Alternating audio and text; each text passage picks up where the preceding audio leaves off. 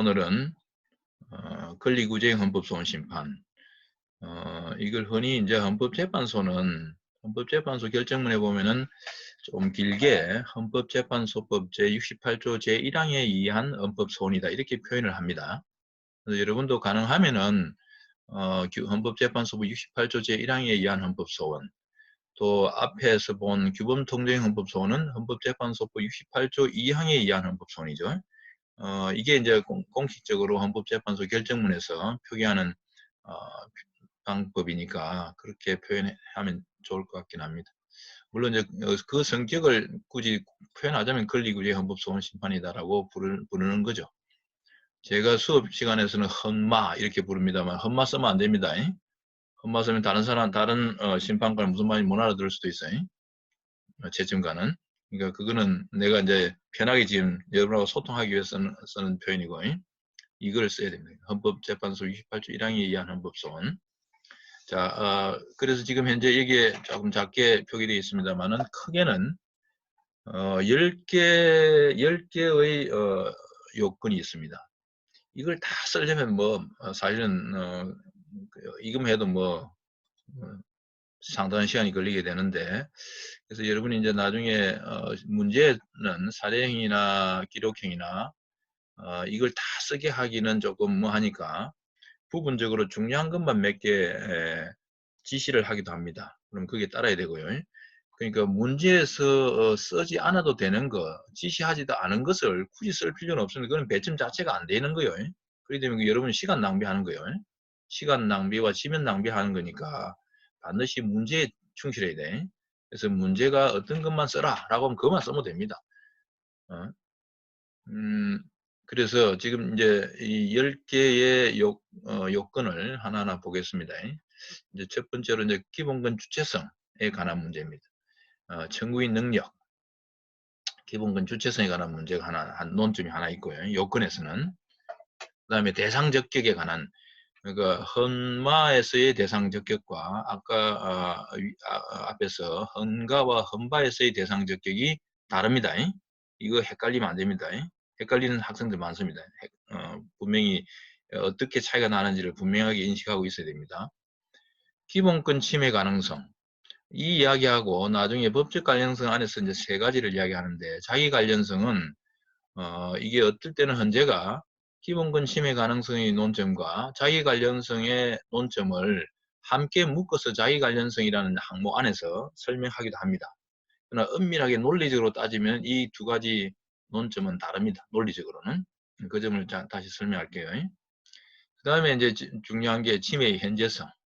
침해 현재성.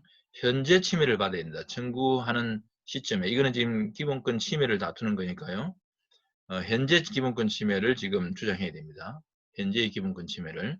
먼 미래의 기본권 침해를 주장할 수 없다는 이야기고, 침해의 직접성. 이거는 이제 이것도 꽤 지금 이제 법령 헌법 소원에서, 그러니까 법 규범의 효력을 다투는 이 헌법 소원, 법령 헌법 소원이죠.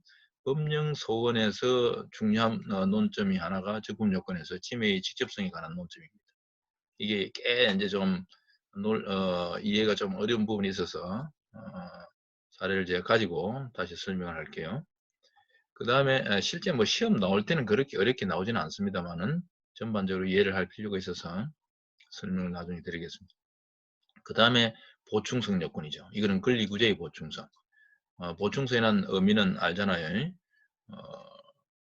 권리구제가 헌법소원을 지금 권리구제 절차로서 이용하는데, 다른 권리구제 절차, 그러니까 다른 권리구제 절차를 통해서 기본권 구제가 이루어진다 그러면은 헌법소원은 각하가 되는 거죠. 그래서 그 권리구제의 보충성 요건이 뭐다라는 걸 정확히 이해하고 있어야 되고요.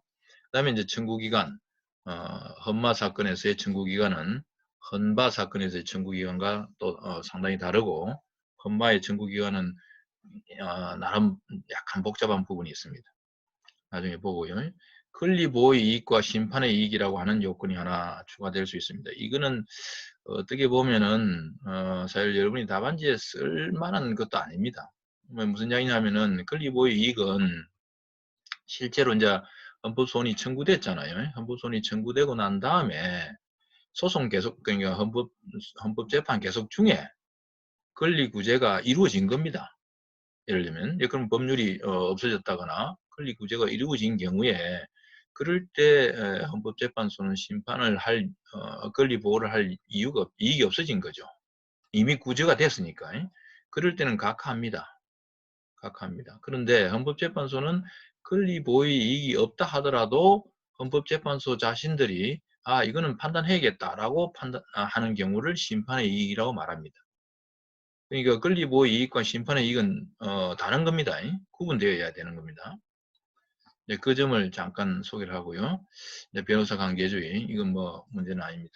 어쨌든 이렇게 총 10개의 요건이 있는데 이거를 다 적기는 실제 시험에서는 다 적으면 뭐 시간이 안 되고 그래서 여러분이 최대한 이거를 적법 요건 부분을 이게 한 20점 내지 30점 정도 항상 100점 만점을 치면은 차지하기 때문에 이 부분은 거의 달달 외우다시피 해가지고 바로 기계적으로 서술을 되어 나가야 됩니다. 그래서 법리를 외워야 된다는 뜻이고요. 자, 그래서 하나하나 좀 보겠습니다.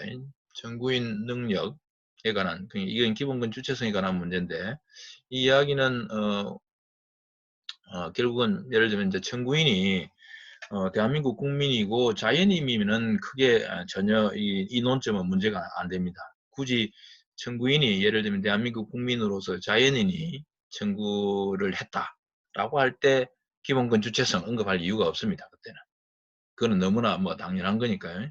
근데 어떤 경우에 이 논점을 적시해야 되냐면은 애국인이 청구인이 돼. 그렇게 이제 가끔 문제에서 애국인을 청구인으로 잡는 경우도 있고요. 또는 단체, 사단이나 사단 법인이나 또는 재단 법인이나 또는 비법인 사단이 있잖아요. 이런 단체가 청구인인 경우가 있을 수 있습니다. 문제에서. 그러면은 단체 또는 애국인이 청구인인 경우에는 이것이 하나의 논점이 됩니다.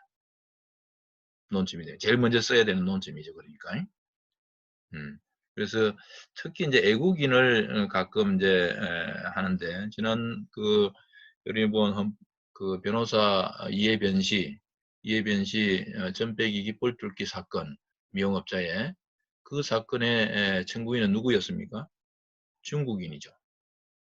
중국인이었습니다.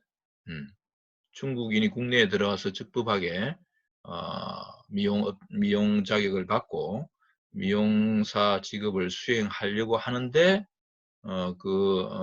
미용업자의 경우에는 직무 범위를 전배기 깃볼 뚫기를 못하게 한 것을 다툰 거잖아요. 그 애국인이. 그럴 때 애국인의 기본권 주체성이 하나의 첫 번째 논점이 되는 겁니다. 그럼 여러분 제목을 애국인의 기본권 주체성이라는 제목을 달고 지금 이 청구인은 중국인이다. 중국인은 애국인인데 그럼 기본권 주체로서 헌법소원을 청구할 자격이 있는가 하는 청구 적격에 관한 판단을 해야 됩니다. 그래서 이 논점은 이게 뭐 그렇게 아주 중요한 건 아니고 많이 나올 것 같지는 않습니다만은 혹시라도 이제 이 논점이 나오면은 여러분이 서술해야 되고 그것을 지금 설명했는데 이거는 사실 여러분이 1학년 때 배웠던 기본권 총론 부분에서 기본권의 주체라는 항목에서 다루었을 겁니다. 제 자료에도 소개를 해놨는데 이게 약간은 좀 까다로운 측면도 있습니다. 특히 이제 우리 헌법은 알다시피 기본권의 주체를 국민으로 잡고 있습니다. 모든 국민은 무슨 자유를 가진다, 무슨 권리를 가진다 이러잖아요. 그러니까 애국인은 우리 헌법에는 주체로서 예정되어 있지 않습니다. 그럼에도 불구하고 애국인이라도 대한민국에 들어와 있는 애국인이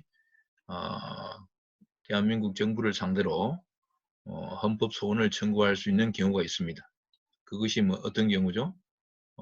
그 애국인이 침해받았다고 하는 대한민국 정부의 공권력 행사로 인해서 침해받았다고 하는 그 자유나 권리가 인간의 권리인 경우, 국민으로서 주어지는 기본권이 아니라 인간이기 때문에 주어지는 기본권이 있습니다. 자유와 권리가 있습니다.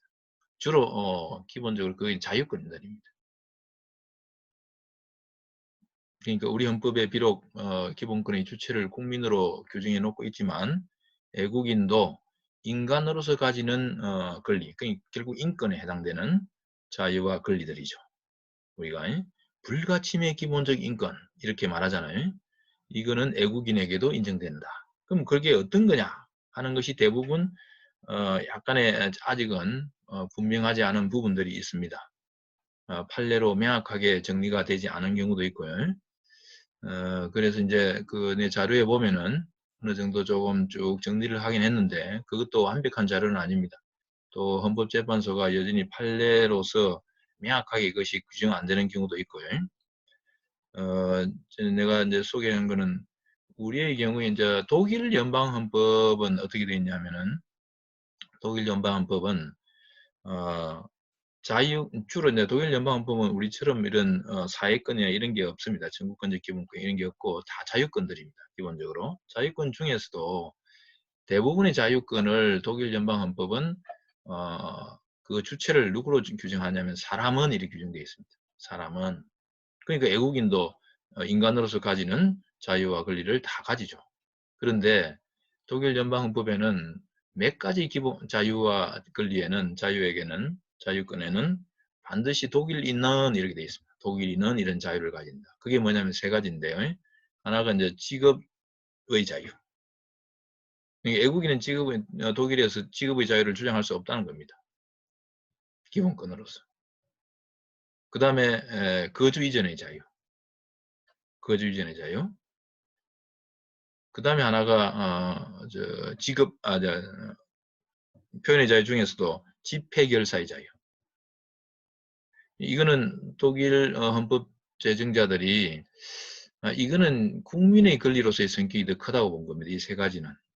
이거는 단순히 애국인이 인간으로서 가지는 권리로서가 아니고 국민으로서의 자격으로서 주어지는 헌법상의 권리다라는 그런 판단을 했던 거고요.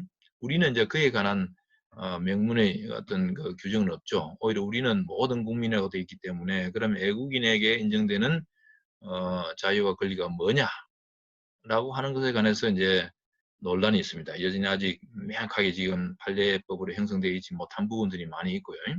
예를 들면 양심의 자유, 종교의 자유, 정신적 자유라고 하는 그런 것들은 뭐 애국인도 당연히 인정되겠죠. 그런데 이제 직업의 자유 그러면 직업의 자유는 어떠냐? 직업의 자유와 관련해서 내가 지금 이런 이야기까지 하려고 하니까 시간이 없는데 나중에 내가 자료를 하나 줄게요.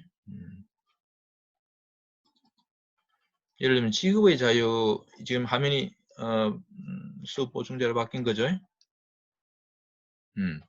직업의 자유와 관련해서 독일은 아예 인정하지 않습니다. 우리도 기본적으로는 지금 인정하지 않는 셈입니다. 결국은 최근에 2014년도 이내 자료에 올려놓을 텐데요. 2014년도에 미국 국적 동포 애국인입니다. 대한민국 국적을 가지고 재외동포에 해당돼서 재외동포 사정을 발급받아서 국내에 들어왔습니다. 사실은 재외동포 사정을 받을 정도면은 국내에서 직업을 자유롭게 할 수 있거든요.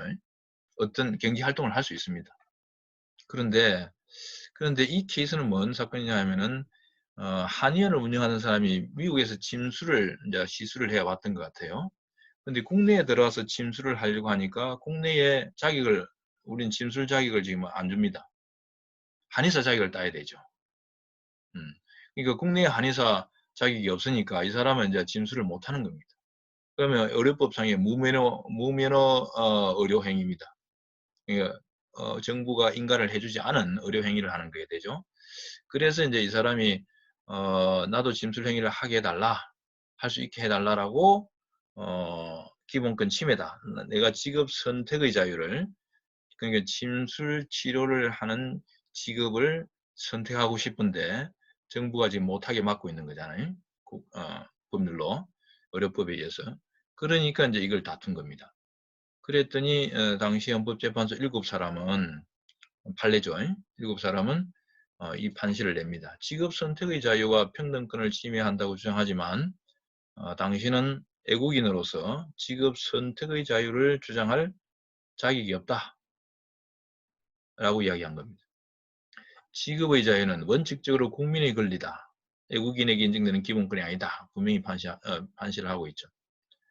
정부의 허가를 받아 국내에 들어온 애국인은 정부가 허가한 범위 내에서 소득 활동을 할 수 있는 것이고, 애국인이 국내에서 누리는 직업의 자유는 법률 이전에 헌법에 의해서 부여된 권리라고 할 수는 없다. 그건 단지 법률에 따른 정부의 허가에 의해서 비로소 발생하는 권리다. 그러니까 애국인은 직업 선택의 자유, 직업의 자유를 기본권으로 주장할 수 없다는 것을 분명히 했습니다. 2014년에요. 그런데 이제 2011년에 다른 사례가 하나 있는데, 이 사례하고는 그러니까 구별해야 됩니다. 그 헌법재판소도 이제 이 사건과 2011년에 이 결정을 구분해서 설명합니다. 2011년에 이 결정은 이겁니다. 이 사건입니다. 애국인 근로자 사업장 변경 3회 제한 사건이 있습니다. 이거는 이제 애국인 근로자들 우리가 이제 그 일손이 부족하니까 힘든 공장이나 이런 노동 그런 사업장에 외국인 근로자를 들어오게 해서 고용을 하죠. 그래서 이제 그때 외국인 근로자들이 한국에 들어와서 고용 허가를 받은 셈입니다. 그런데 고용 허가를 받고 사업장을 변경을 마음대로 못하게 했습니다. 왜냐하면 사업장 변경을 자주 하게 되면은 사람들이 결국은 이제 고용주의 말을 잘 안 듣게 되고, 그러니까 이제 고용주들이 편의를 위해서 사업장 변경을 3회에 한해서만 제한했습니다. 그러니까 한 번, 두 번, 세 번까지는 다른 곳으로 직장을 옮길 수 있는데 그 이상은 옮기지 못하는 거죠. 그러니까 이제 네 번째에 직장을 옮기고자 하는 사람이 이제 이걸 다퉜습니다. 이게 이제 그 사건입니다. 이럴 때 외국인의 기본권 주체성을 인정했습니다. 이거는 직업의 자유에 대한 직업 선택의 자유와 관련이 있습니다. 이거는 결국은 직장 선택의 자유. 이제 외국인으로서 국내에 들어와서 직업 활동을 하고 있는데 직장을 변경할 자유입니다. 이걸 제한한 거죠. 이럴 때 이 외국인도 직장 변경을 할 자유가 헌법상 보장되는 기본권이다라고 하는 점을 인정했습니다. 5사람이. 물론 2사람과 다른 사람, 2사람은 인정하지 않았습니다만은 5명은 이제 직장 선택의 자유를 인정해서 이제 이게 이제 기본적인 판례라고 이해를 하는 거고요. 그러니까 이제 2014년도에 지금 2011년도 이 결정에 따르면 외국인도 직장 선택의 자유를 인정했지 않냐? 왜 여기에 직업 선택의 자유를 인정 안 하냐? 나는 이제 이렇게 이제 주장을 했던 것 같아요. 그러니까 이제 이 두 사건을 디스팅기시한 겁니다. 이건 다른 것이다라는 겁니다. 다른 것이다. 그러면서 이제 이런 설명을 하죠. 외국인이 대한민국 법률에 따른 허가를 받아 국내에서 일정한 직업을 수행함으로써 근로관계가 형성된 경우에 그 근로관계를 계속 유지함에 있어서 국가의 방해를 받지 않고 직장을 옮겨 다닐, 직장을 선택하고 결정할 자유가 인정되는 것이다. 이 경우는 근로관계가 이미 형성되어 있는 경우를 이야기했습니다. 그러니까 단순히 직장을 옮겨 다닌 것이지, 만약에 이 외국인이 야 내가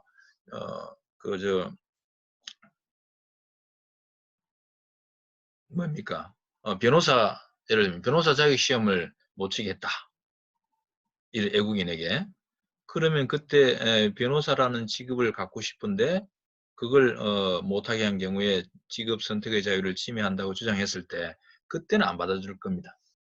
이 경우는 지금 이미 고용 허가를 받아서 일정한 근로관계 형성된 이후에 직장을 옮겨 다니는 자유를 그에 한정해서만 인정한 겁니다.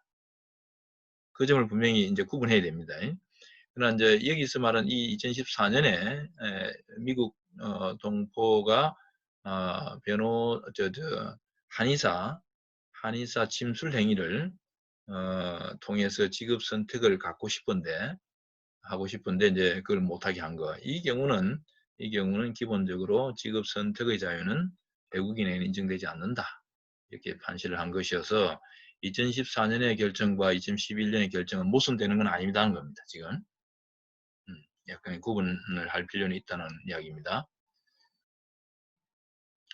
자, 여기까지 혹시 질문 있습니까? 여러분 이제 나중에 자료를 한번 읽어보면 좋고요. 뭐 하나 또 다른 하나는 애국인 산업기술생 연수생 제도 사건이 2007년에 있었는데 이 사건에서도 인간의 권리성을 인정합니다. 이거는 근로의 권리에 관련된 건데 제가 뭐 여기서 지금 시간이 없어서 일단 이 내용은 생략하고 나중에 자료를 한번 보고 여러분이 더 필요하다 그러면은 헌재 결정을 한번 찾아서 읽어보면 좋겠습니다. 이 약간 다 다릅니다. 그래서 이게 그래서 헌법재판소가 지금 현재로서는 확립된 판례는 결국은 뭐냐? 애국인은 직업 선택의 자유에 대해서 기본권 주체성을 인정하지 않는다. 그런 점은 분명합니다. 그러면은 우리가 봅시다. 이제 그 이해변 시에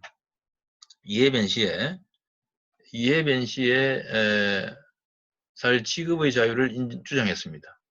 직업 선택의 자유를 주장한 건가요? 아니면 지금 영업의 자유를 주장한 건가요? 자, 이해변 시 문제 떠올려 봅시다. 중국인 미용사가 국내에서 미용업을 허가를 받았습니다. 허가를 받고 그러나 뭐 중국인뿐만 아니라 모든 미용업자는 점 빼기 깃벌 뚫기를 업무 범위로 할 수 없게 금지시켰죠. 그게 고시의 내용이었습니다. 기억나죠? 이해변 시의 문제입니다. 그러니까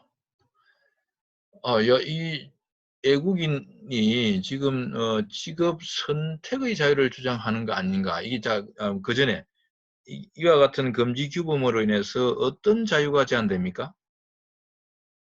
자, 15조의 직업의 자유는 15조에서 보장하는 직업의 자유의 보호 영역을 한번 생각해 봅시다.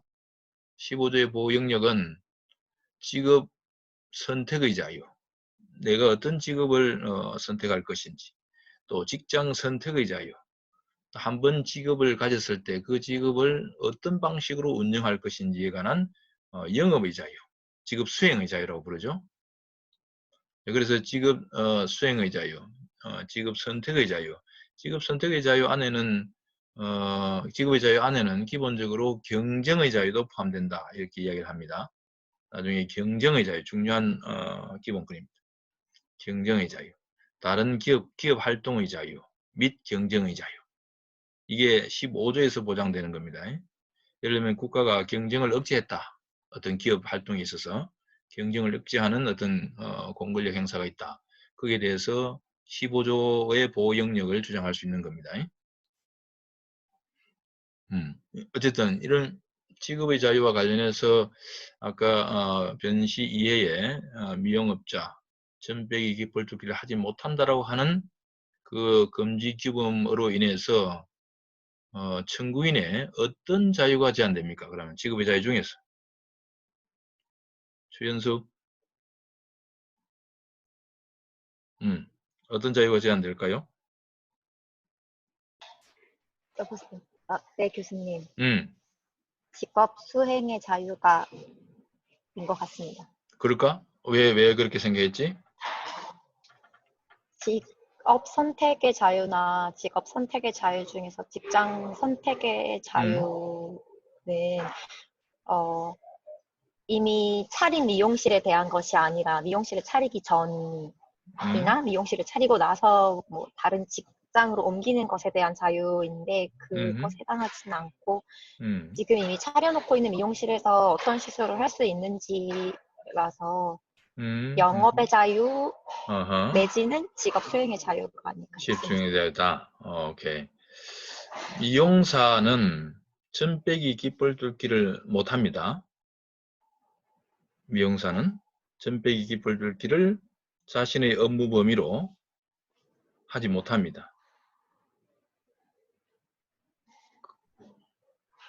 그거는 그러니까 점 빼기 깃벌 뚫기를 직업으로서 수행할 수 없게 되는 거죠.